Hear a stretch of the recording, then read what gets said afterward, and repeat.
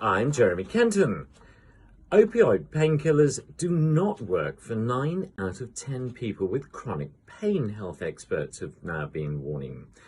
5.6 million people in the UK are on opioids every day, but with the effect, especially for those with long-term debilitating pain, being relatively ineffective.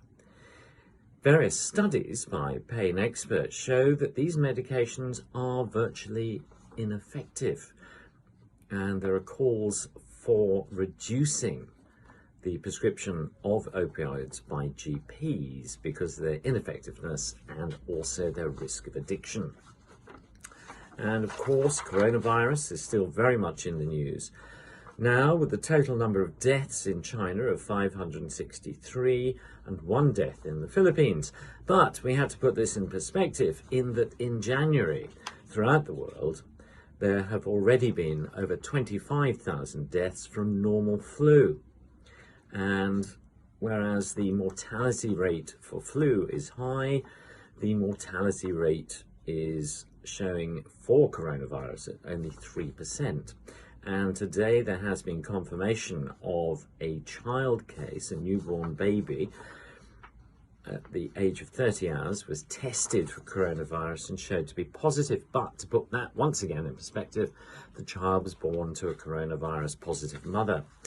The number of cases throughout the world now is showing as Australia at 14, Belgium 1, Cambodia 1, Canada 5, Finland 1, France 6, Germany 12, mostly in the Bavarian region, Hong Kong 21 with 1 death, India 3 cases, Italy 2 cases, Japan 25 on the Japanese islands, but with 20 confirmed cases on board a cruise ship which is now in quarantine, Macau 10, Malaysia 12, Nepal 1, the Philippines 3 with 1 death, Russia 2 cases, Singapore 28 cases, South Korea 23, Spain 1 case, Sri Lanka 1 case, Sweden 1 case, Taiwan 13 cases, Thailand 25 cases, the USA 5 cases, the UK 2 cases, Vietnam 10 cases, and the total number of deaths so far at 563 in China,